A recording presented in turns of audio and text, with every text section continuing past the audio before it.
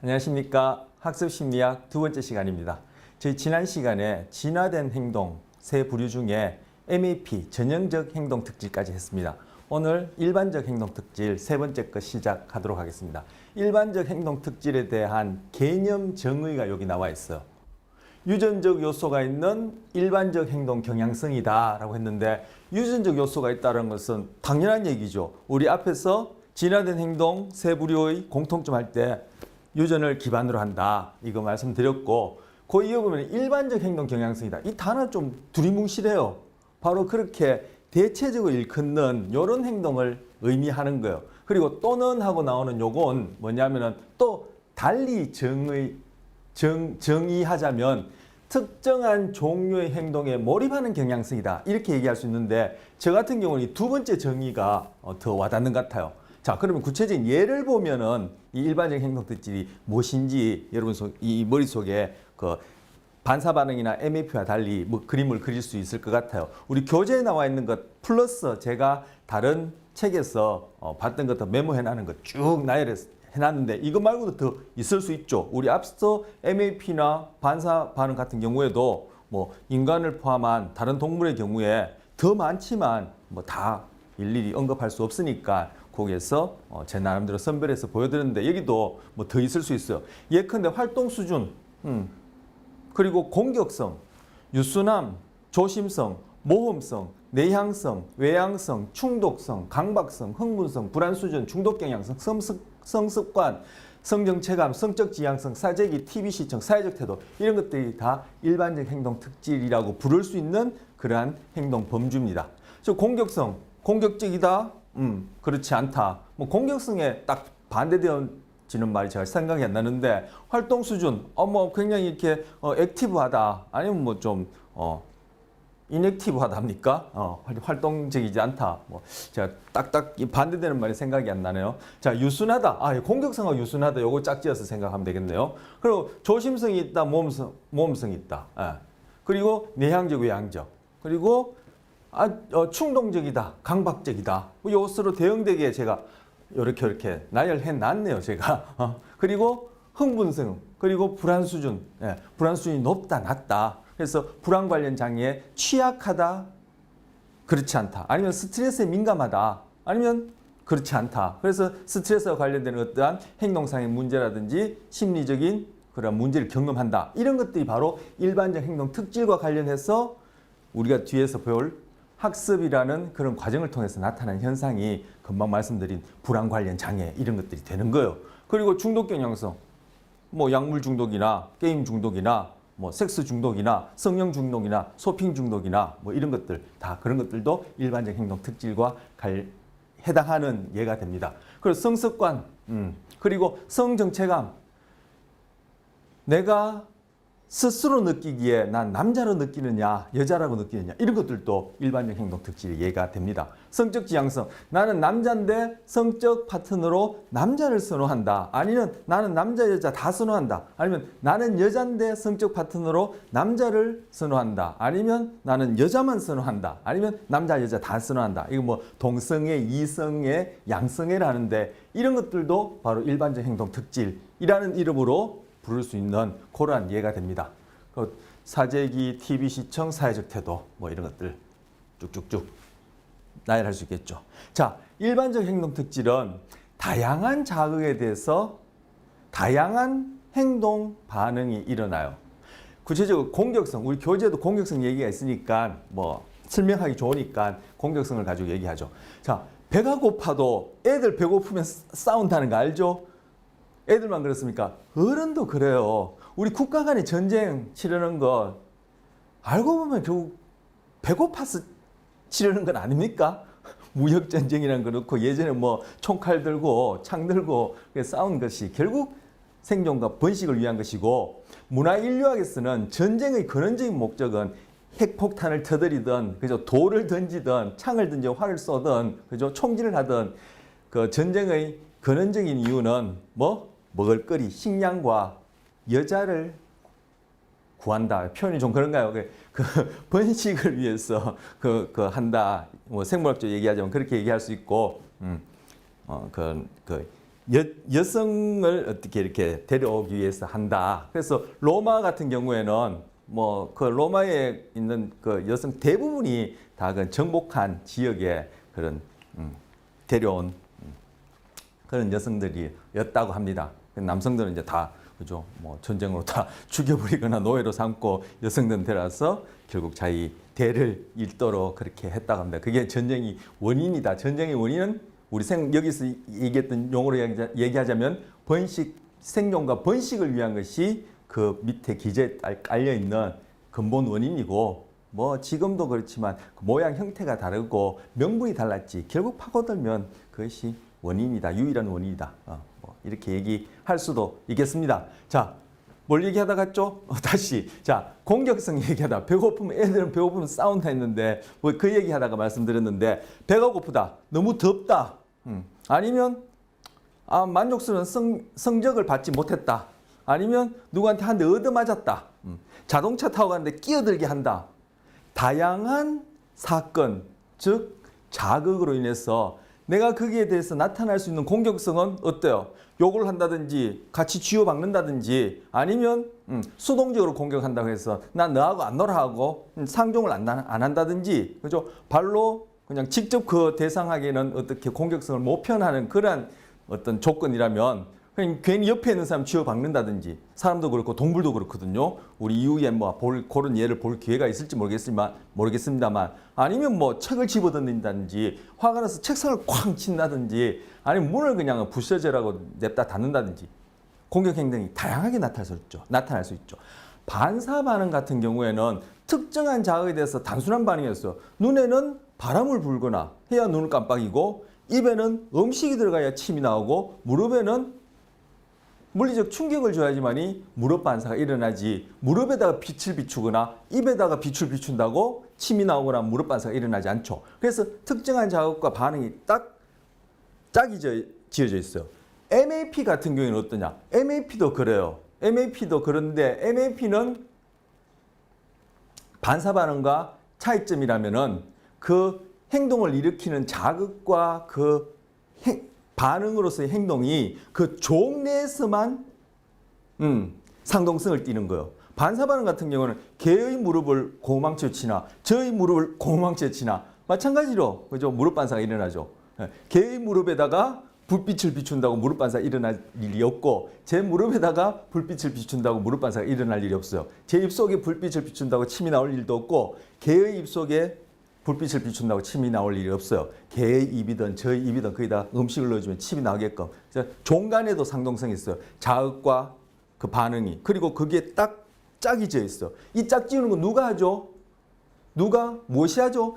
자연 선택이 한다는 거예요. 그러면 MAP 같은 경우에는 상동성이 종 내에서만 있다 했죠. 종이 달라지면은 그것이 상동성이 없다 라고 했는데, 종 내에서 수컷 공작의 예를 하나 들죠. 수컷 공작이 날개를 펼쳐서 바락 뜨는 거 언제 합니까? 수컷을 만났을 때, 사람을 만났을 때, 배가 고플 때, 성적을 마음에 들지 않게 받았을 때 아니죠. 암컷이 나타났을 때만 공작이 수컷 날개를 펴서 떨죠. 왜? 번식을 위한 하나의 구애 행동이란 말이에요. 우리도 마음에 드는 이성을 만나면 날개를 뜹니까? 손을? 아니죠. 우리는 또 다른 형태로 구애 행동을 해요.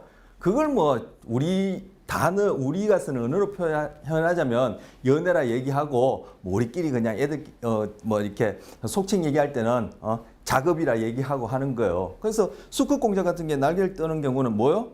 바로 그 날개 뜨는 구애 행동으로서의 MAP를 일으키는 자극은 뭐다?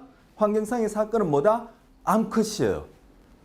그렇지만 암컷 공작이 독수리 앞에 나타났다고 해서 독수리가 날개짓을 하면서 그 암컷 공작한테 구애 행동을 한다든지, 그죠?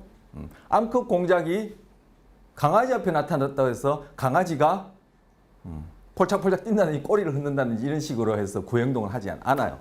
바로 그런 식으로 MAP도 자극 또는 환경상의 사건과 MAP 행동이 딱 짝지어져 있어요. 하지만 종 내에서만 그것이 상동적이죠. 한데 일반적인 행동 특질은 조금 전에 제가 공격성을 가지고 얘기를 했듯이 다양한 자극에 대해서 공격성이라고 이름 붙일 수 있는 그런 행동들이 다양하게 나타나요. 바로 그런 것들을 묶어서 그죠? 문을 발로 들고 차든 주먹질을 하든 아니면 욕을 하든 아니면 멱살 받고 자꾸 흔들든 끼어들게 한 차를 끝까지 따라가서 그냥 거기다가 들이받든 아니면 내 머리를 쥐어뜯든 화가 나서 이런 행동들을 공격성이라는 말로 이렇게 묶을 때 바로 일반적 행동 경향성, 그걸 바로 일반적 행동 특질 이렇게 부르는 거예요. 자, 일반적 행동 특질에 대한 정의가 반사나 MEP보다는 좀 두리뭉실해서 다시 한번 공격성을 가지고 얘기한 겁니다. 자, 다시 돌아와서 바로 일반적 행동 특질은 반사 반응이나 MEP보다 자극도 다양하고 그죠? 공격성이라고 부를 수 있는 그러한 일반적 행동 특질에 해당하는 그 행동을 일으키는 자극도 다양하고 그 자극에 의해서 나타나는 행동도, 즉 일반적 행동 특질에 해당하는 공격성의 행동도 다양하게 나타나요. 상황마다. 그리고 같은 개체라 하더라도 그죠? 어릴 때랑 성인이 되었을 때랑 노인이 되었을 때, 뭐 사람의 경우를 보자면 또 그 공격성이 달리 나타나고, 그리고 상황마다 달리 나타나고, 시기마다 달리 나타나고 이럴 수 있어요. 그리고 저랑 다른 사람, 같은 인간이라고, 같은 종이라고 이렇게 호모사피엔스를 묶을 수 있는 그 종 내에서도 제가 동일하게, 뭐, 욕을 한마디 얻어먹었다. 하지만 저는 주먹질이 하는 이런 공격성이 나갈 수 있다면 옆에 사람은 욕을 한마디 얻어먹으면 나하고 안 놀아. 뭐 이 정도의 공격성을 보일 수 있죠. 그러니까 사람 간에도 그렇게 공격성이 다양하게 나타날 수 있단 말이에요. 당연히 종 간에는 뭐 말할 필요도 없죠. 만약에 포식자 중에 가장 제가 생각하기에 맹수라고 생각할 수 있는 게 뭐가 있나요? 맹수를 해서 맹수들이 항상 그죠 그 뭐 사납고 화난 것도 아니죠. 사람도 화나면 맹수보다 더 무서울 수도 있고 한데, 예를 들어서 뭐 사자를 합시다. 사자가 화났다고 해서 아니면 그 포식자를 만났다든지 아니면 동료와 어떤 그런 갈등 상황에서 공격성이 나타날 때 너랑 안 놀아 이런 식으로 행동하나요? 옆에 있는 나무를 그냥 막 들이받는지 이런 식으로 행동하나요? 그렇지 않죠. 바로 종 간에는 물론이고, 그죠? 종 내에서도 물론이고, 나 한 개체 내에서도 다양하게 상황마다 시기마다 달리 나타나는 것이 바로 일반적인 행동 특질입니다. 즉 상동성이 굉장히 낮죠. 달리 하면 다양성이 높아요. MAP와 반사 반응은 상동성이 높지만 다양성은 낮아요. 그래서 반사 반응은 상동성이 가장 높고 바로 그의 동전 양면처럼 다양성은 가장 낮고, 그 다음 중간쯤 되는 것이 MAP고, 그리고 일반적인 행동 특질은 상동성은 가장 낮고 다양성은 가장 높은 이런 특징을 갖고 있단 말이에요. 자, 이것이 일반적 행동 특질입니다. 자, 그 다음 자연선택의 한계입니다. 세 번째 주제. 어떤 한계가 있을까요? 느리다라는 한계가 있어요. 이 느리다라는 것은 바로 한 개체 입장에서 얘기하는 거예요. 변화하는 환경에 적응하기 위한, 대처하기 위한 하나의 방식으로서의 자연선택이 있는데, 자연선택은 세대를 거듭하면서 일어나는 변이와 끊임없는 환경 사이 맞물림으로 그럴 수밖에 없는 필연적으로 일어나는 그런 과정인데, 내가 살아가는 동안에도 끊임없이 환경 변화가 일어나죠. 그 변화에 나는 적응하기 위해서 자연선택의 어떤 그런 방식을 빌어서 내가 변화하겠다. 그럴 수는 없죠. 그래서 한 개체, 개인 수준에서 자연선택을 통해서 변화에 대해서 변화하기에는 느리다. 그 이유가 뭐냐? 느리다기보다는 불가능하다가 정확하겠죠. 그 이유는 뭐냐? 여러 세대에 거쳐서 일어나는 일이란 말이야. 즉 번식이라는 그런 과정을 통해서 변이와 환경사의 변화가 맞물림으로써 필연적으로 일어나는 일이기 때문에 내가 7, 80년 짧게 살기 때문에 자연선택의 혜택을 받아서 한 개체가 변화하지 못하는 것이 아니라, 내가 수백억 년을 산다 하더라도, 우주의 나이가 수백억 년이 아니지만 뭐 극단적으로 그죠? 우주가 시작되고부터 지금까지 산다 하더라도 나 한 개체에게는 자연선택이라는 방식을 통해서 변화하는 환경에 적응적인 변화, 즉 신체적 특징이든 행동이 생겨날 수는 없습니다. 바로 번식을 통해서 가능한 것이에요. 그래서 진화에는 번식하지 못하는 개체는 아무 의미가 없습니다. 그게 수천만 년을 산다 하더라도 진화에는 생존은 결국 번식을 위한 생존이에요. 진화라는 이 과정에서는. 그래서 결국 보면은 그 번식이 뭐 목적이랄까요? 목적인 단어를 붙이는 게 적절한지 모르겠습니다만 하여튼 번식을 위한 생존이다. 우리 표현을 치자면 우리가 어떤 목적론적 사고에 우리가 갇혀있기 때문에 사실 그것도 착각인데 어쨌든 목적 우리의 언어로 빌려서 얘기하자면 번식을 위한 생존이죠. 그런데 그 번식을 이끌어가는 장본이 누굽니까? 유전자가 우리 몸을 빌어서 하는 일이죠. 유전자가 지가 뭐 사람이야 지금 뭐야 지가 어떻게 나를 시켰어 번식을 시켜 생존시켜. 즉 유전자 하는 일이 뭐요?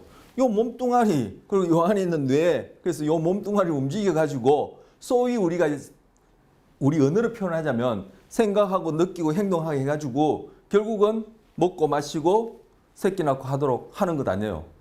유전자가 하는 일이 결국 이러한 구조와 그 기능이 가능하도록 하는 그러한 장치들을 다 만드는 게 유전자가 하는 일 아닙니까?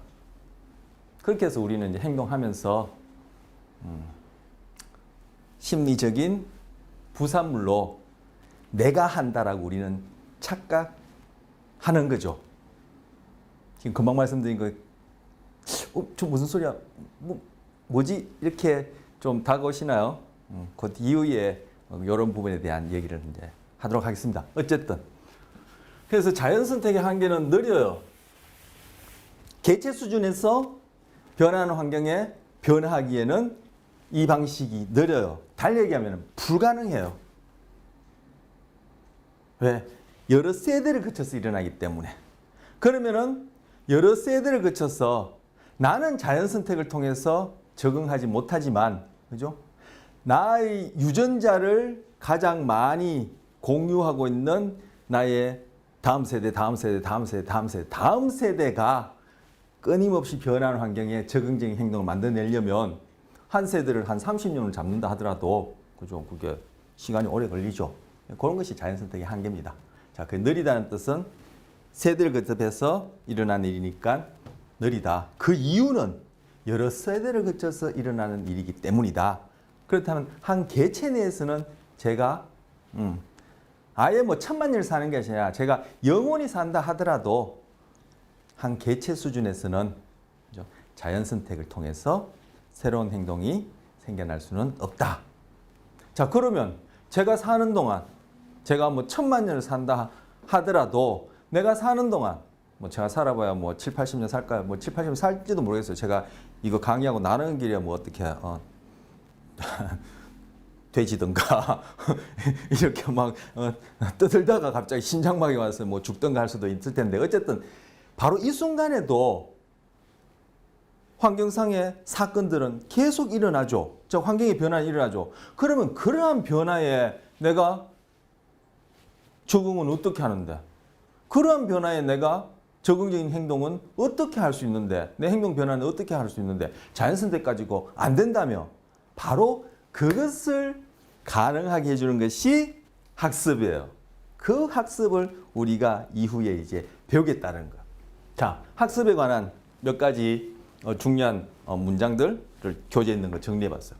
자, 학습은 진화된 수정 가능성이다. 이거 첫째 시간에 저자 서문에 학습은 생물학적 기제다 하고 괄호 안에 교재 갖고 계신 분들은 뭐 안 갖고 계신 분은 제가 지금 말씀드리면 뭐 전달되리라 생각합니다. 학습은 생물학적 기제인데 그 생물학적 기제를 괄호해서 이 저자는 나는 진화된 수정 가능성이라고 부르는 것이 더 정확한 표현이라는 뜻으로 그렇게 써놓은 게 있어. 맞아요. 즉 학습할 수 있는 능력 그 자체는 어떻게 가능합니까? 바로 학습할 수 있는 그 능력 자체는 유전적으로 가능하죠. 그런 학습할 수 있는 능력 그 자체를 유전적으로 가능해주는 그 유전자는 어떻게 우리에게 그리고 다른 동물에게 대물림 됐어요. 바로 그것 또한 뭐예요? 자연 선택을 통해서 진화된 것이죠. 그래서 학습 능력 그 자체는 바로 진화된 수정 가능성이에요. 그렇게 자연 선택의 결과로 그런 능력을 토대로 그런 능력이 우리가 이후에 볼 그죠? 학습 경험이라는 것하고 맞물려서 작동할 때 우리는 매 순간 변하는 환경에 우리 행동이 변화할 수 있고 가능한 것이에요. 자, 두 번째, 이거는 학습에 대한 개념 정의예요. 학습은 경험으로 인한 행동의 변화다 얘기하고 여기서의 핵심 키워드는 경험이에요. 이거 경험으로 인한 이런 말은 중요하지 않죠. 달리 경험 때문에 행동이 변한다 해도 돼요. 무조건 외울 것이 아니라 딱 중요한 개념들 이해하시고 나의 언어로 표현하면 되는 거예요. 그래서 다른 사람이 학습이 뭔데 물으면 내 언어로 하지만 전문적이고 정확한 개념들은 거기에다 포함시켜야 되겠죠. 그럼 여기서 경험 때문에 행동이 변하는 것, 경험으로 인한 행동의 변화 얘기할 때 여기서 키워드는 뭐예요? 경험, 그리고 행동. 변화 자체는 그렇게 개념 정의를 다시 해야 할 만한 그런 어려운 용어는 아니죠. 그래서 여기 키워드는 경험과 행동이에요. 뒤에 보겠습니다. 요거에 대해서 더 자세히. 그런데 어쨌든 학습은 경험으로 인한 행동 변화 이렇게 개념 정의합니다. 학습이란 말 처음 듣는 분 안 계시죠? 하지만 중구난방으로 네가 생각하는 학습, 내가 생각하는 학습 다 지 나름대로의 학습이라는 생각을 가지고 이 교재를 가지고 저와 그런 다양한 사람들이 커뮤니케이션 한다. 실컷 읽고 얘기하는데도 그죠? 서로 딴 곳 보고 얘기하는 셈이 되니까 바로 여기서는 정확한 이 저자가 자기 나름대로 나는 이렇게 표현하고 싶다 해서 지은 정의가 아니라 그죠? 소위 과학적인 연구를 통해 가지고 이렇게 학습을 딱 데피니션 하는 것이 가장 현재까지는 타당하다고 여겨져서 부르는 것이기 때문에 우리도 이렇게 학습이라는 것을 이해하고 앞으로 학습이라는 용어가 나올 때는 이 토대 위에서 우리가 커뮤니케이션 해야 된다. 그렇게 생각하시면 되겠어요. 그래서 이건 학습의 개념 정의, 데피니션입니다. 자, 요거 관련해서 아까 핵심 키워드 뒤에서 살펴본다고 했고요. 자, 또 하나 학습은 우리는 흔히 습득이라고 생각하는데 학습은 그것이 아니라 변화다. 우리는 학습이라면 꼭 뭔가 이렇게 덧붙여지는 거라 생각하는데 그죠? 그것이 아니다. 우리가 소위 덧붙여지는 것이라고 표현할 때 그에 반대되어지는 뭔가 하던 행동이 감소하거나 사라지는 것 또한 환경 변화에 대한 변화로서의 행동 변화죠. 그래서 학습은 습득이 아니라 그냥 변화다. 변화다. 그리고 학습은 행동의 어떤 측면의 변화다. 어떤 측면의 변화냐? 빈도, 강도, 속도, 형태 등의 변화다는 거예요. 이 행동은 어떤 행동인데? 바로 앞서 본 진화된 행동이라는 이름하에 그 세 분류로 결국은 모든 행동들은 세 분류로 묶을 수 있는데 그러한 행동들이 바로 우리가 이후에 배울 경험으로 인해서 변화하는데 그 행동이 어떤 부분이 변하냐면은 빈도나 강도나 속도, 형태가 변하는 것이라는 거예요. 이 말은 뭐예요? 학습을 통해서 진화된 행동 목록 안에 없는 뭔가 완전 오리지널한 새로운 행동이 나타나는 게 아니란 얘기예요. 그래서 우리가 보려는 후천적 적응 기제, 변한 환경의 행동이 변하는 후천적인 방식으로서의 학습이 바로 앞서 본 자연선택하고 탁 맞물려 있는 거. 그러니까 자연선택에 관한 이해가 없다는 이분이 언급되지 않으면은 그러한 자연선택을 통해서 생겨난 행동 자체에 대한 언급이 없고 아니면 그런 행동에 대한 이해가 없고 극단적으로 그런 행동이 없는데 무슨 변화가 일어납니까? 그래서 학습은 이미 진화를 통해서 주어진 행동이 이렇게 저렇게 빈도, 강도, 속도, 형태의 어떤 측면이 변하는 것이지 학습을 통해서 새로운 행동이 생겨나는 것이 아니다. 이렇게 얘기할 수 있습니다. 할 수 있는 것이 아니라 그렇습니다. 이거는 법칙이에요. 이거는 뭐 그럴 수도 있고 아닐 수도 있고 이런 내용이 아니에요. 자, 그다음 이제 아까 말씀드린 학습, 개념, 정의, 경험으로 인한 행동의 변화, 뭐 으로 인한 내 마음에 안 든다 때문에 하면 돼요. 경험 때문에 행동의 변화 좋습니다. 거기서 키워드는 경험과 행동이라 했죠. 그러면 먼저 순서는 뭐 중요하지 않으니까 행동이라는 단어부터 또 개념 정의합니다. 행동이라는 단어, 야, 너 행동 그지 똑바로 해야 할 때 우리 행동이라는 말이 많이 쓰죠. 하지만 아까 학습처럼 중구난방으로 네가 생각하는 행동, 아, 행동은 그런 거야. 너가 생각하는 행동 그런 거야. 여러분 혹시라도 뭐 주변 사람이랑 그죠 흔히 쓰는 말, 너는 거기에 대해서 어떻게 그것을 정의할 수 있니? 설명해봐라면은 다 지각각이에요. 그렇게 해서는 아까 말씀드린 대로 우리가 이것들을 서로 소통할 수 없죠. 그래서 여기서도 행동은 딱 개념 정의합니다. 유기체가 하는, 우리도 유기체에 해당하죠. 뭐 식물, 뭐 동물, 뭐 세균 다 포함될 텐데 뭐 좁혀서 뭐 동물 이렇게 생각해도 돼요. 근데 인간만 이렇게 하면 곤란해요. 왜? 인간 이외에 다른 동물까지 포함해서 뭐 동물 하든가 이 책에서는 동물로 되어 있는데 저는 유기체를 표현했어요. 왜냐하면 예전 책에는 또 유기체를 표현했는데, 자, 유기체가 하는 좀 동물이 하는 측정 가능한 모든 것이죠. 자, 여기서 핵심은 측정 가능하네요. 자, 유기체가 하는 아니면 뭐 한 개체를 보자면 제가 하는 모든 것이 행동일 수 있는데 조건이 있어요. 행동이라고 부르려면 뭐 측정 가능한 것이 돼야 돼요. 이것이 행동에 대한 개념 정의예요.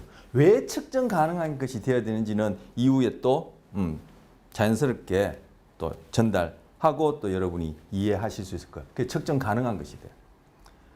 자, 요것과 관련해서 이제 경험 또 개념 정의하기 전에 벌써 적어놨기 때문에 여러분 자료 갖고 계신 분들은 벌써 이제 뭐 보고 뭐 이해하셨고 이미 그죠 딱 숙지가 되어서 암기도 하실 분도 계시겠지만 두 번째, 세 번째 하기 전에 지금 요 행동 개념 정리를 이렇게 함으로써 도대체 우리가 학습 심리학을 통해서 인간을 이해할 때 어느 범위까지 이해할 수 있는지를 좀 얘기해 보려고 합니다. 야, 뭐 심리학 행동만 하나? 너는 행동만 하기 때문에 행동주의거나 아, 행동주의 심리학 뭐 이렇고 저렇고 한다던데 난 그거 인간을 이해하는 본질이라 생각 안 해. 이런 경우가 있죠. 예전 학기에 뭐 첫째 시간에 들어와서 제가 학습 심리에 대해서 쭉 오리엔테이션 겸 좀 처음 도입하니까 뭐 그날 첫 수업은 참여하신 것 같아요. 이 행동주의 심리학 하는 거예요? 행동주의 심리학 맞나요? 네 하니까 그 다음 시간부터 안 오더라고요. 여러분 앞으로 배워보시겠지만 이게 얼마나 중요한지 설명하는 바가 많은지 심리학의 범위를 벗어나서 인간 이해에 있어서 어떤 시그니피컨스 중요성이 있는지 알면 그런 경우는 여러분이 그렇게 생각하는 행동하시지 못할 거라 저는 그렇게 생각해요. 그건 네 생각이지 그럴 수도 있겠지만 뭐 저는 그렇게 생각합니다. 제가 이해하는 범위 안에서는. 앞으로 하는 얘기에 대해서 제대로 이해가 없으면 그 심리학 하는 거 백날 해도 심리학 아닙니다. 왜 그런지 제가 그걸 타당성 있게 설득력 있게 전달하려고 하고 싶고 하겠습니다. 제가 잘해야 되겠죠. 뭐 그래서 만약에 그것이 되어지고 잘 전달된다면은 여러분도 그렇구나 하고 동감하실 겁니다. 자, 행동을 이렇게 개념 정의함으로써 그것이 어떤 의미가 있는데 바로 행동주의라고 얘기할 때 그 좁은 개념의 행동이 아니라는 것을 좀 그거 관련해서 얘기하려고 합니다. 자, 여기 제가 참고로 생각, 감정 있죠. 인간은 생각도 있고 감정도 있는데 뭘 행동만 하냐? 그거 가지고 뭐 인간 이해에 있어서 결국 일부분만 알 수 있는 것 아니냐? 이렇게 얘기할 수 있기 때문에 지금 얘기를 하려고 하는 겁니다. 자, 그래서 25쪽에 보시면 두 번째 단락이 있습니다. 자, 첫 번째 단락은 행동이라는 개념은 이것이 첫 번째 단락이고요. 두 번째 단락은 사람들은 생각을 한다. 여기서부터 읽겠습니다. 좀 이거 거의 뭐 한 페이지에 해당하는 한 페이지 더 되겠네요. 해당하는 부분을 쭉 읽어 볼 텐데 교재 없으신 분들은 제가 최대한 좀 똘똘하게 읽어 보겠습니다만 자, 같이 읽겠습니다. 사람들은 생각을 한다. 그러므로 생각하기가 행동일까? 대부분의 사람들은 아마도 아니라며 생각은 정신적인 것인 반면에 행동에는 신체적인 움직임이 관련된다고 주장할 것이다. 일반인들의 생각이죠. 저도 그렇게 생각했었죠. 심리학을 하면서도 이렇게 생각했어요. 심리학을 가르치는 사람도 이렇게 생각하는 사람들이 주변에 있어요. 당장 여러분이 만나는 사람 중에 제가 교만스럽게 얘기하자면은 10명 중에 8명은 이렇게 생각해요. 그게 얼마나 인간 이해에 있어서는 오류인지를 이번 한 학기 동안 제가 전달하고 싶다는 얘기 아까 앞에서 한 거. 자, 다시 읽겠습니다. 정신적, 멘탈이란 말은 보통 마음의 영어로 of the mind라고 정의되는데 이것이 함의하는 바는 생각이 신체적인 세계와는 다른 차원에 존재한다는 것이다. 바로 괄호 안에 데카르트의 생각이기 때문에 데카르트를 넣어놨어요. 바로 이원론의 창시자라고 이렇게 포멀하게 일컬어지죠. 그 위에 뿌리가 있어요. 플라톤부터 시작하는. 이는 생각을 과학이 닿을 수 없는 것으로 밀어내버린다. 하지만 생각은 사람 그리고 아마도 일부 동물들도 한다고. 데카르트는 생각은 다른 동물들은 안 한다고 했어요. 다른 동물들은 다 기계 덩어리고 물질 덩어리고 인간만 생각하고 그 인간이 하는 생각이 하는 것은 다 의식적인 것이고 바로 그것이 바로 영혼에 해당하고 그것이 바로 신과 소통할 수 있는 유일한 통로다. 그것이 인간의 본질에 생각했는데 그것이 완전 착각이고 엉뚱한 소리고 그걸 제가 여러분한테 이 한 학기 수업을 통해서 보여드리고 싶다는 거예요. 그래서 여러분이 동의하시는지 뭐 나중에 보시면 알겠죠. 제가 이제 잘 설명을 해야 되겠지만 엉터리로 설명하면 그 뭐죠? 그 설득이 안 되어지겠죠. 자, 같이 이제 확인해 보자는 겁니다. 자, 다시 또 계속 읽겠습니다. 이는 생각을 과학이 닿을 수 없는 것으로 밀어내 버린다. 하지만 생각은 읽어봤던 부분이네요. 사람 그리고 다른 일부 동물들도 해요. 우리와 동일한 수준의 생각, 사고는 하지 않지만 그와 유사한 수준의 어떤 생각은 한다. 의식은 있다라고 여겨져요. 과학적으로 그런 자료들이 계속 모아지고 있고 더 단순한 동물들로 가면은 예를 들어서 뭐 아메바 같은 단세포 동물들은 생각에 해당하는 것은 한다라고는 그 경우에는 우리가 참 얘기하기 힘들죠. 하지만 인간에 가까울수록 바로 진화 과정 속에서 많은 부분을 서로 공유하는 가까운 종에 있어서는 동물에 있어서는 우리가 하는 우리가 생각이라고 이름 붙인 그러한 형태의 어떠한 것을 한다라고 계속 밝혀지고 있습니다. 그 데카르트의 생각과는 다르죠. 하지만 생각은 사람 그리고 아마도 일부 동물들이 하는 무언가이며 따라서 만약 생각이 측정될 수 있다면 여기서 이게 중요한 겁니다. 다른 것도 다 중요하지만 뭐요? 행동은 유기체가 하는 측정 가능한 모든 것이요.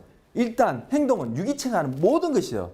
사람이든 소든 개, 돼지든 단세포인 아메바든 간에 유기체가 하는 살아있는 생물이 하는 모든 것은 행동일 수 있는 후보예요. 그런데 행동이란 개념에 딱 넣어서 우리가 학습 심리학에서 다루려면은 조건이 뭐예요? 측정 가능해야 돼요. 그래서 아까 여기 개념 중에서 이 측정 가능이 중요한 핵심이라고 그랬죠. 그런데 생각이란 것도 우리가 생각이라고 이름 부르는 어떤 그러한 현상도 측정될 수 있다면 행동으로 다룰 수 있는 거예요. 그래서 바로 행동주의는 인간은 생각도 없고 감정도 없고 그냥 행동만 하냐, 그것만 본다고 인간이 일을 할 수 있느냐 해서 비판하는 그런 잘못된 생각이 잘못됐다는 걸 지금 얘기를 하려는 거예요.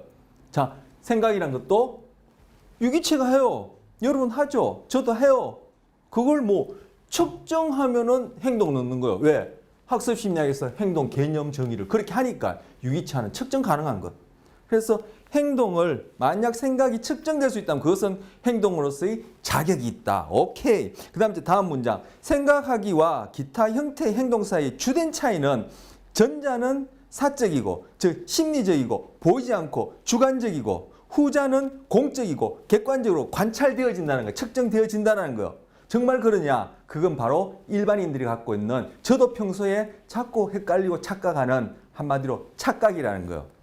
그래서 이런 과학적인 사고가 참 중요해요. 우리가 생각이라고 부르는 것 중 많은 부분이 단순히 행동이란 증거가 있어요. 그런데 어떤 행동이냐면 암묵적, 즉 사적이고 보이지 않고 주관적으로 드러나지 않는 숨어있는 암묵적, 전문적인 용어예요. 영어로는 covert behavior라는데 암묵적 행동이라는 증거가 속속들이 드러나고 있다면 상당히 있다. 다시 말해 우리가 머릿속으로 다운표해 놓은 것이 다 의미가 있어요. 이거 머릿속으로라는 것이. 자, 머릿속으로 하는 행동이나 제가 이 손짓 발짓 지금 이렇게 얘기하는 이 근육을 통해서 하는 행동이나 뭐가 달라요? 유기체가 하는 건데 측정 가능할 수 있잖아요. 여러분 생각 어떻게 측정하죠? 설문지 통해서 측정하잖아요. 그리고 제 생각 어떻게 지금 측정할 수 있어? 제가 지금 제 생각을 그죠? 우리들이 기호로 삼은 언어를 가지고 상징적으로 행동하잖아요. 그러니까 생각도 다룰 수 있는 거예요. 우리가 생각이라고 부르는 것 중 많은 부분이 단순히 암묵적 행동이라는 증거가 상당히 있다. 다시 말해 우리가 머릿속으로 하는 것은 흔히 공적인 행동의 좀 더 미묘한 형태에 지나지 않을 뿐이다. 예를 들어 우리는 다른 사람에게 말을 하거나 소리내어서 생각하거나 이것도 이제 다운표를 했는데 소리내어서 생각한다는 게 뭐예요? 중얼중얼 혼자서 중얼중얼 거리는 거. 여러분 중얼중얼거리지 않더라도 여러분 안에 생각할 때 어떻게 합니까? 언어적인 형태의 어떤 것으로 하죠. 그걸 내가 뭐요? 측정을 해버리면은 학습 심리학에서 행동이라는 이 개념으로 다룬다는 얘기죠. 아니면 속으로 말할 수 있다. 예를 들어 조현병 환자. 이제 실제적으로 이제 여기서 과학적인 연구를 한두 개 보여주는 거예요. 이거 말고도 뭐 경상도 말로 천지 빽깔이에요. 자, 근데 예를 들어 조현병 환자는 종종 환청이 들리는데 연구에 따르면 그들이 듣는 목소리가 사실은 자신의 목소리란 거예요. 왜 그러냐면 조현병 환자는 신체적인 자아와 소위 우리가 정신적이라 부르는 어떤 자아를 구성하는 그 요소들 간에 서로 이것이 잘 조율되어 있잖아요. 즉 융합되어 있지 않고 괴리되어 있는 그런 현상들이 일어나기 때문에 자기가 하는 말이나 생각을 남이 하는 것처럼 자기 몸에서 일어나는 것을 밖에서 일어나는 감각처럼 그렇게 환각이나 환청, 망상을 경험해요. 자, 조현병 환자는 종종 환청이 들리는데 연구를 해보니까 그것이 뭐? 자기 목소리라는 거예요. 즉 그들은 자기 자신에게 소리 없이 또는 아주 작게 말한다는 것이다. 마찬가지로 수화, 손으로 이렇게 언어 하시는 분, 수화로 다른 사람들과 의사소통을 하는 청각 장애인은 자기 손가락으로 생각하는 듯하다. 왜?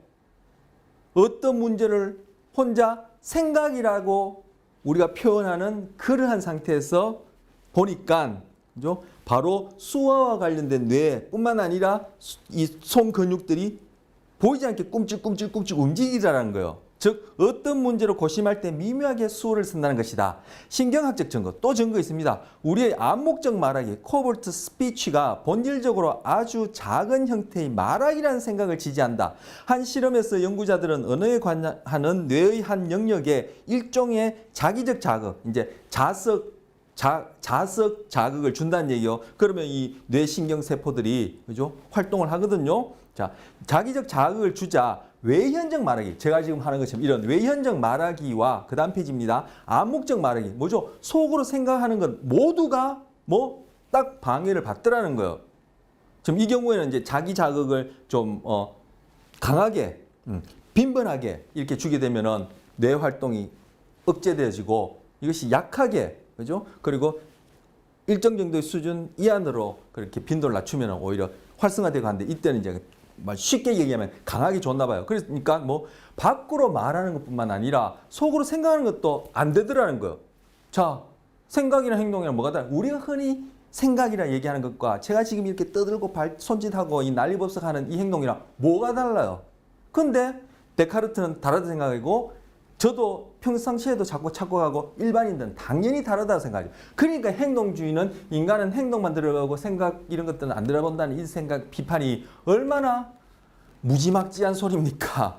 그래서 여기서는 행동 개념적인을 딱 이렇게 하면은 지금 얘기한 이런 것도 얼마든지 학습심리학에서 다루고 인간 이해를 하는데 포함시킬 수 있다. 이 얘기를 하고 있는 겁니다. 자, 26주의 두 번째 줄. 만약 생각하기가 외현적 말하기와 근본적으로 다르다면, 데카르트의 생각처럼 이원론자처럼 그렇게 다르다면 둘 중 하나를 방해하는 자극이 다른 하나도 방해할 가능성은 거의 없어 보인다. 마찬가지로 신경해부학자 질볼트 타일러 이분은 여자분인데 뇌졸중으로 인해서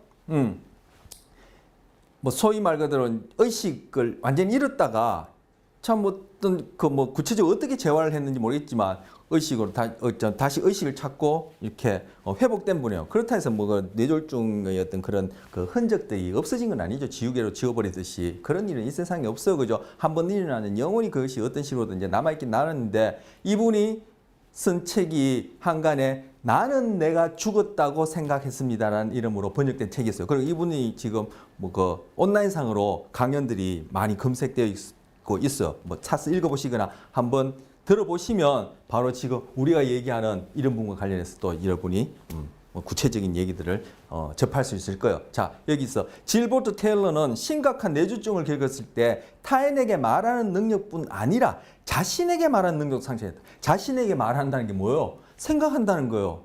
그래서 다른 사람한테 말하는 거, 제가 지금 이렇게 말하는 외연적 말하기나 생각하기가 동일한 것이다. 다른 것이 아니다.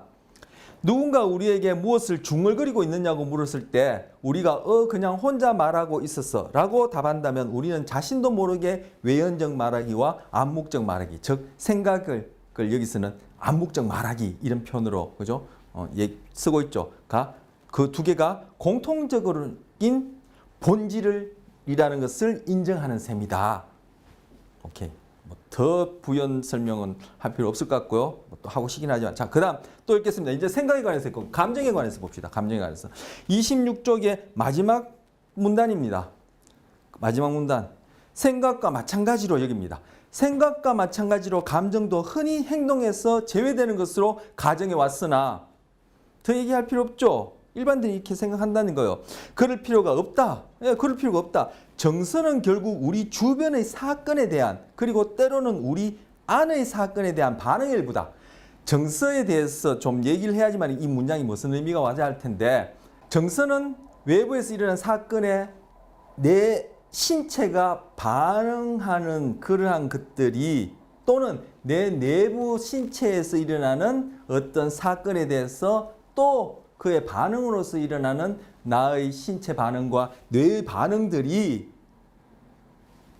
정서이고 그 중에 일부가 복잡한 뇌 처리를 통해서 의식적으로 자각되어질 때 우리가 흔히 기쁘다, 슬프다, 사랑한다, 분노한다, 뭐 행복하다, 우울하다라는 감정, 필링을 느끼게 되는 거예요.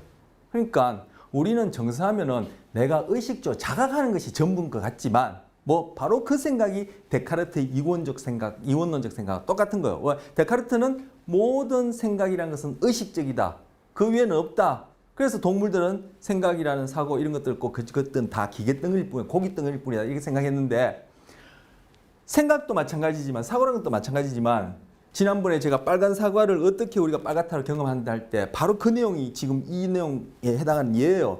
생각도 마찬가지지만 감정이란 것도 그죠? 우리가 의식화해서 자각할 수 있는 빙산의 일부분, 일각 같은 것이지 그것들을 가능하게 하는 이 과정들은 바로 내 몸에서 일어나는 변화. 즉 뭐예요? 유기체가 하는 측정 가능한 행동이에요. 그걸 지금 얘기를 하는 겁니다. 다른 동물들도 마찬가지예요. 하지만 다른 동물들은 우리만큼 feeling이라는 의식적 자각 부분이 우리만큼 아니거나 우리과 똑같지 않거나 그죠? 그런 차이가 있을 뿐이죠.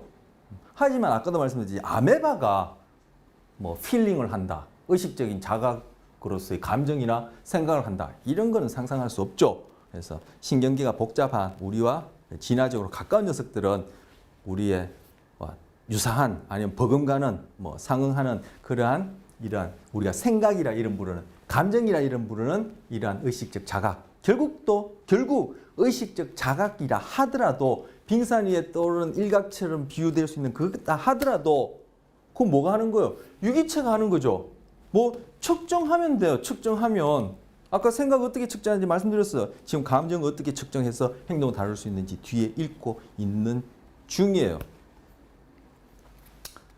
자, 그래서 정서는 이모션이라 부르고 그 이모션의 단어 안에도 바로 그런 개념들이 들어가 있는 어원을 가지고 만든 단어예요. E가 무슨 뜻이고 모션이 E는 아웃이라는 뜻이고 모션은 move 움직인다는 뜻인데 이모션이고 이모션이 뭐 의식화되어져서 내가 자각할 수 있으면은 감정, feeling이 되는 거예요. 그럼 우리는 feeling이 전부라고 생각하죠.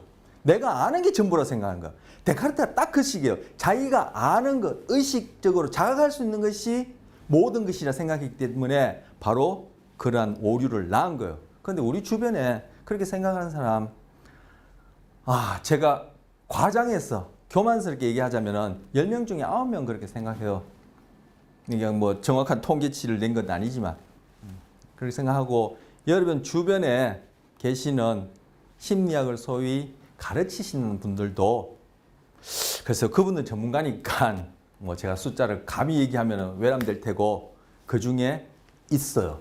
그리고 또 한 예로 주변에 자기 개발서, 심리학 이름으로 하루에도 몇십 권씩 출판되죠. 그리고 온라인상에 떠도는 심리학과 관련된 많은 강연들이 있죠. 그 내용의 대부분이, 이것도 숫자로 표현하자면 제가 과장해서 표현하자면은 그 내용의 100개 중에 99개는 다 데카르트 같은 생각을 얘기를 하고, 특히 주변에 있는 대중서의 심리학이나 자기 개발서는 대부분 다 그래요. 왜? 우리가 지금 그러한 생각과 다른 것을 학습 심리학 통해서 소개하려 하는데, 이 내용이 대중한테 그냥 몇 분짜리 아니면 한두 권 책으로 얘기할 수 있는 그러한 내용이 아니기 때문에 대중한테 전하기가 참 쉽지 않죠. 그래서 우리는 이렇게 마련된 시간에 이렇게 소위 전문적으로 하고 있는데, 대중들은 뭐 그렇게 어려운 거 하면 일단 거부하고 눈을 닫아버리고 귀를 막아버리니까 참 그게 좀 어떻게 보면 좀 안타깝기도 해요. 그냥 결론만 귀에 듣기 좋고 그런 그냥 답만 얘기해라. 들을 때 귀가 행복하고 그럴듯하다고 내가 뭐 상식적인 수준에서 이해할 수 있는 것만 얘기를 하면은 대중들은 뭐 책이든 그죠 뭐 온라인 강의든 떼거지로 모여드는데, 그거 듣고 있는 동안 굉장히 그럴듯하고 다 해결된 것 같지만 책 듣고 나면 문 열고 나가면은 원래대로 돌아가 버려. 그래서 삶이 변화가 없는 거예요.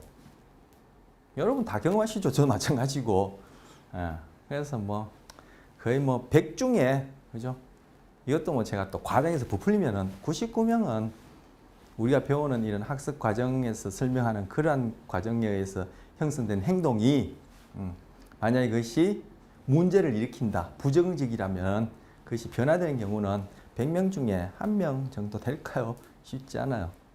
그래서 생각과 마찬가지로 감정도 흔히 행동에서 제외되는 것으로 가정해 왔다. 그럴 필요가 없다. 정서는 결국 우리 주변의 사건에 대한, 그리고 때로는 우리 안의 사건에 대한 반응의 일부다. 치통이 기분 나쁘게 느껴지는 것이 후자의 예의다. 생각과 마찬가지로 감정도 특수한 문제를 안고 있는데, 이는 우리가 감정이라고 부르는 것 중에서 보통 공개적으로 관찰할 수 없는 것이 많기 때문이다. 아까 암묵적, 보여지지 않으니까 전문적인 이런 내용을 익히고 배우고 객관적으로 과학적으로 그렇게 설명을 듣거나 뭐 관찰하지 않으면 모르는 거죠, 일반인들은. 저도 평상시에 늘 착각하는데 그것이 바로 오류를 낳는다는 거, 인간 이해에 있어서. 공개적으로 관찰할 수 없는 것이 많기 때문에. 그래서 얘기했으면 관찰할 수 있는 거, 이 측정을 관찰이란 말로 붙일 수 있어요. 관찰할 수 있는 측정 가능한 것이 바로 키워드고, 이렇게 개념 정리하면은 지금 생각, 감정, 모든 것 행동이라는 요 개념으로 다 다룰 수 있다.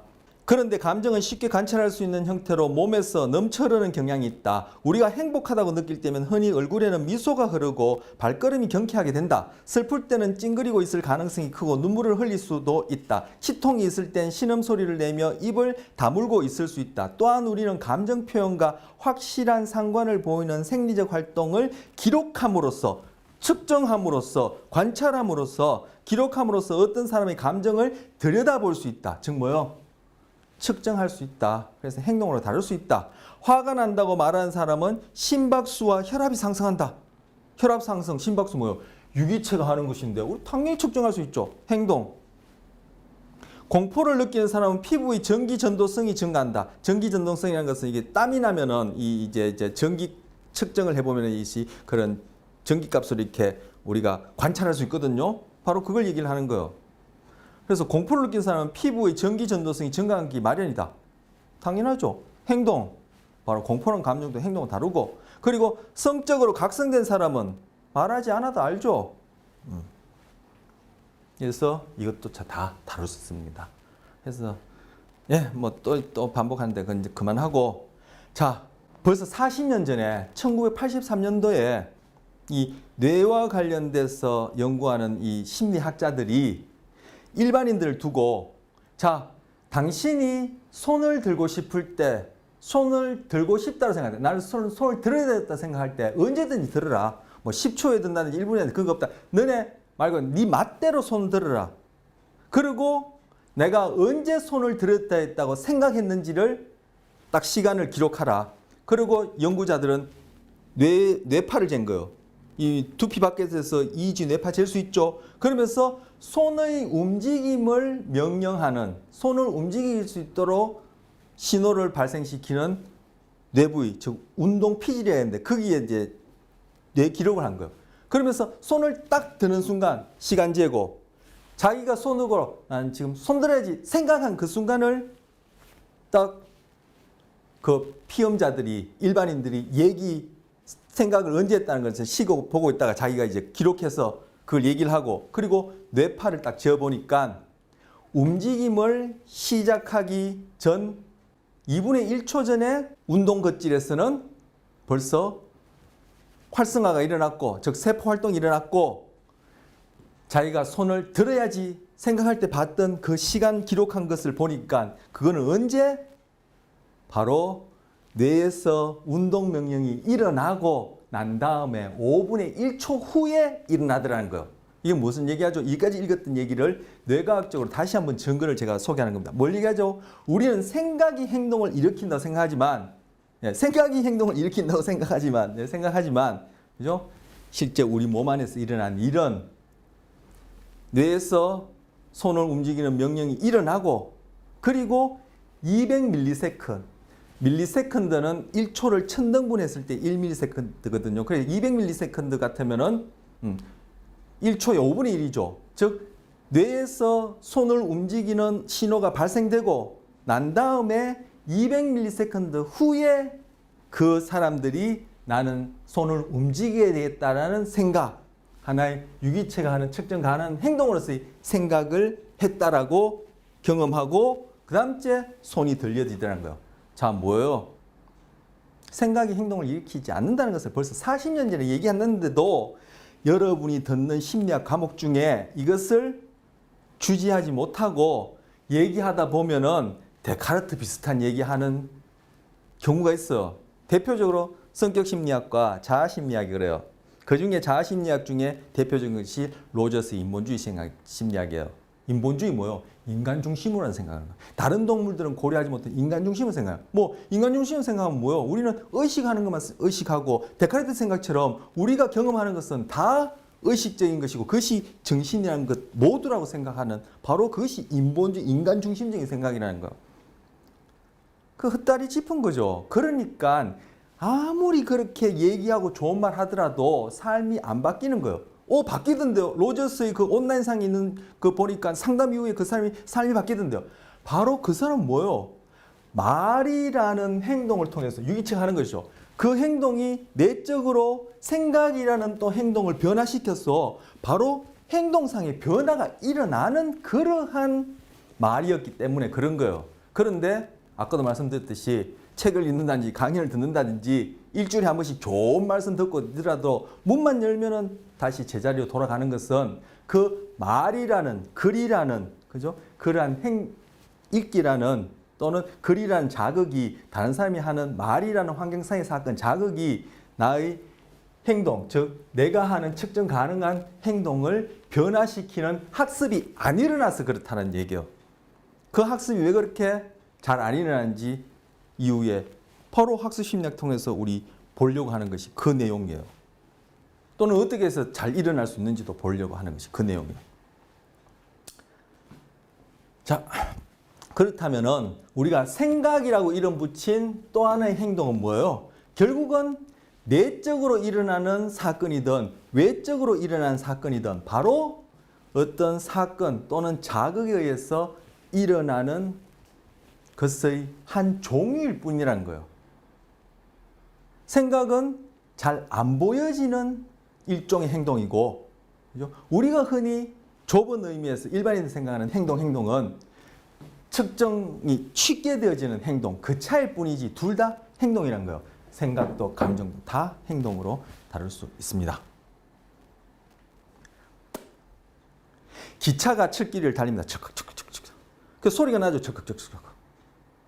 우리가 소리라고 이름 붙이고 그것이 철컥철컥이라고 하고 영어로는 그걸 뭐 철컥철컥하지 않고 뭐 다르게 표현하겠죠. 우리는 개를 멍멍하지만 그는 바우바우 하듯이 하여튼 자기 나름대로 이름을 붙여서 얘기할 텐데 그러한 경험은 뭐예요? 결국은 철길 위에 기차가 달리면서 일어나는 물리적인 현상이 공기의 압축이라는 물리적 현상을 통해서 우리 고막을 물리적으로 흔들고 그것이 뇌 속에서 전기신호, 화학신호라는 물리적인 현상이 우리가 의식적으로 자각할 때 바로 거기에다가 소리라는 이름표를 붙이고 그걸 바우바우라든지 철컥철컥이라든지 찌극찌극이라든지 이렇게 표현한 것일 뿐이에요. 그렇다면은 지금 기차가 철길에 달리는 것은 우리의 물리적인 이 신체에 비유하고 소리는 데카르트의 생각처럼 하나의 정신적인 것이다 생각합시다. 이 별개로 생각해 봅시다. 그러면은 기차가 철길을 달릴 때 소리가 나는데 즉 우리가 이 신체를 통해서 뭔가 행동하고 경험할 때 생각이라는 것도 하는데 이 생각이 금방 이제까지 정확하게 얘기한 그런 행동이 아니라 데카르트처럼 별개의 것이라 생각한다면은 자 기차 비유로 돌아가서 생각이 행동을 일으킨다라고 흔히 생각하죠. 그렇다면 기차 비유에 가서 철길을 달리는 철컥철컥 할 때 있는 나는 소리가 이 소리가 기차를 달리게 합니까? 결코 아니죠. 뭐요? 소리는 기차가 철길을 달리면서 일어나는 물리적 사건의 하나의 부산물일 뿐이에요. 그렇다면 생각과 감정도 이제까지 다 얘기했기 때문에 또 반복하는 셈이 되는데 우리가 일상적으로 대부분의 사람들이 착각하듯이 신체적으로 일어나는 측정 가능한 행동이 아닌 별개가 아니라 바로 이것 또한 하나의 행동일 뿐이다. 만약에 생각이 행동을, 감정이 행동을 일으키는 원인이라면 기차가 달릴 때 나는 소리가 기차를 달리게 해야죠. 멈추게 하든가. 그런 일은 없죠. 바로 이게 잠깐만 생각해 보면은 확연히 드러날 문제인데, 이게 모르는 거죠. 저도 몰랐어요. 제가 아니까 저는 태어날 때부터 아는 것처럼 교만하게 얘기를 하는데 어쨌든 이제 그만 얘기하고 자, 두 번째 경험입니다. 경험은 행동에 영향을 주는 자극에 노출되는 거예요. 자, 행동은 개념 정의했습니다. 바로 그러한 행동에 영향을 주는 자극에 노출되어지면 행동이에요. 우리는 뭘 경험한다면 내가 그죠? 의지, 기대, 욕구를 가지고 뭘 선택하는 것처럼 생각하는데 의지, 기대, 욕구도 유기체가 하는 것으로 측정 가능해요. 그러면 행동이에요.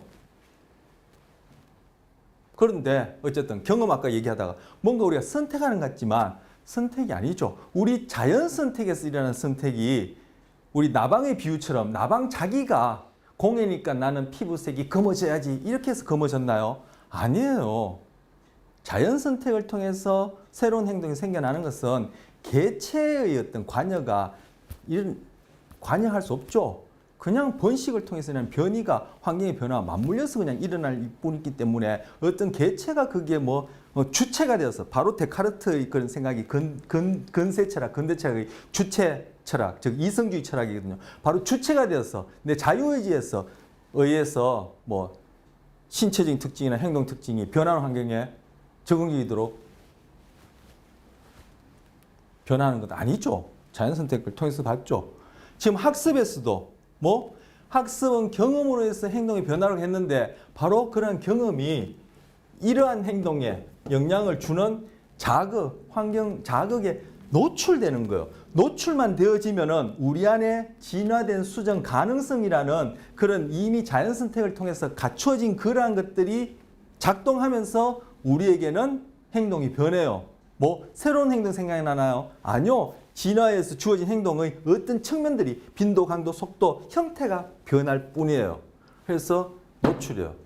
자, 이것이 경험, 개념적입니다. 그러면 바로 이때 또 자극은 뭐냐? 자극은 앞서 제가 이미 이런 용어를 썼습니다만 환경상에 일어나는 사건이에요.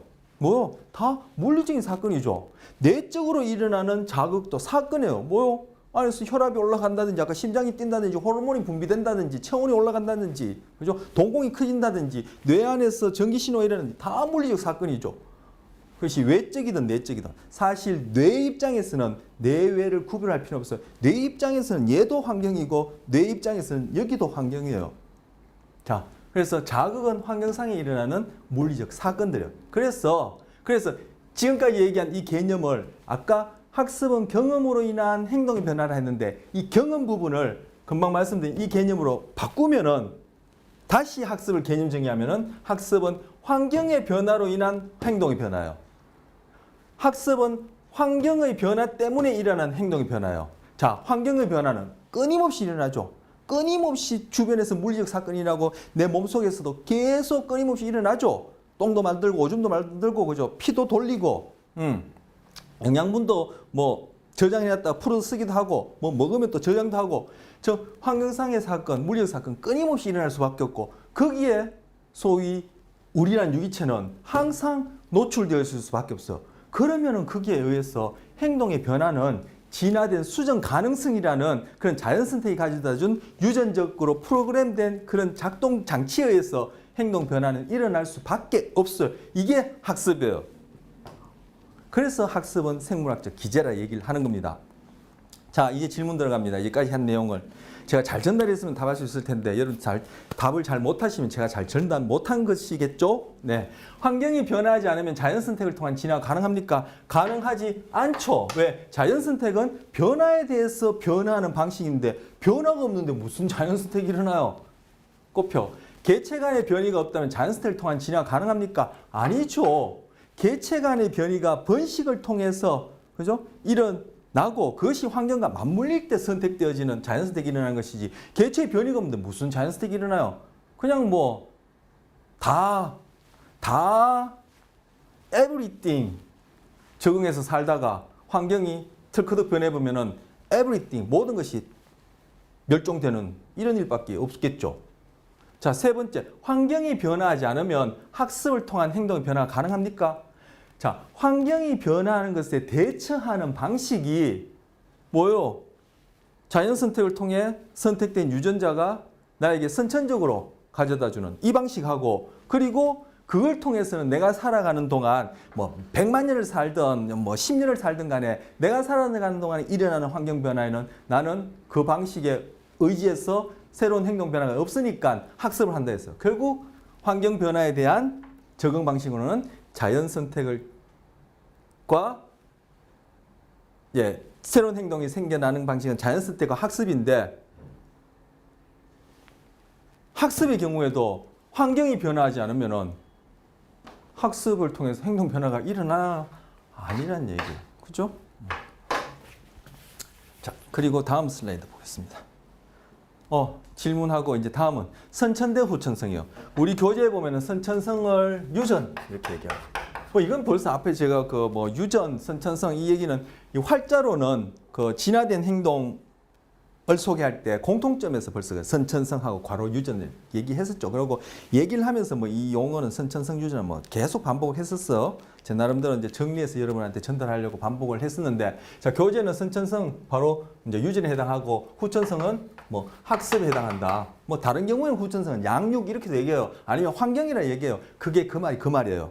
지금까지 얘기했던 것들을 잘 전달이 되었다면 이해하셨다면 저는 이제 그걸 이제 이렇게 딱 머릿속에 두고 주지하고 한 말인데 여러분들이 이제 지금 학습이나 양육이나 환경이나 같은 말이라고 얘기할 때 그게 정말 같다라고 느끼실지는 좀 모르겠어요. 또 그걸 지금 같은지 다른지 얘기하려면은 또 시간이 많이 필요할 수도 있으니까. 자, 선천성은 유전, 후천성은 학습이다. 과거에는 선천과 후천을 이런 관계를 봤어요.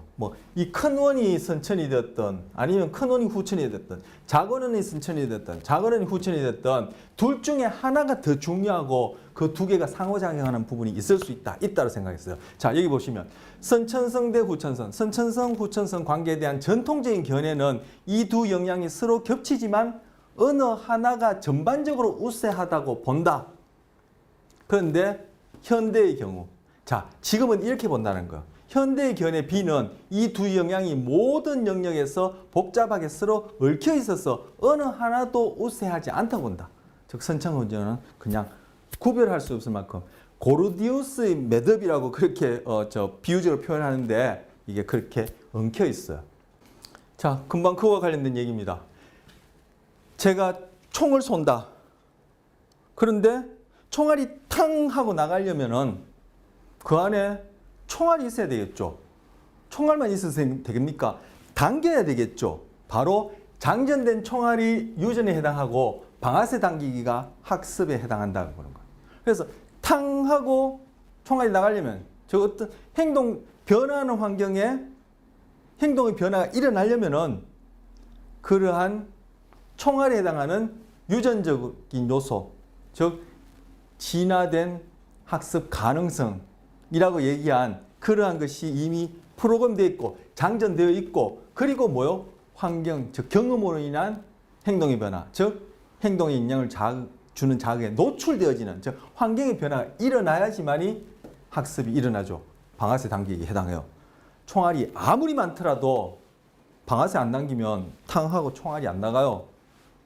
아무리 백날 열심히 당겨도 안에 총알이 없는 빈 총이라면 총알이 안 나가요. 바로 유전과 학습은 이러한 관계가 있다. 아주 좋은 비유예요.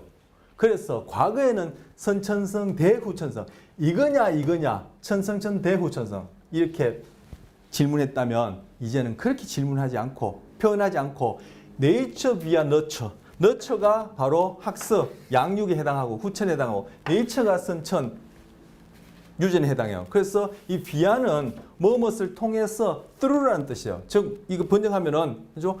후천을 통한 이게 전치사니까 후천을 통한 선천 이렇게 얘기해야 된다. 그래서 선천과 후천 간의 관계는 선천성 대후천, 선천성이냐 후천성이냐 이렇게 표현하지 말고 후천을 통한 선천이요. 즉 선천적인 것은 후천을 통해서 드러난다, 발현되어진다. 선천이 없다면 후천을 통해서는 드러날 것 없다. 즉 총알 나갈 일 없다.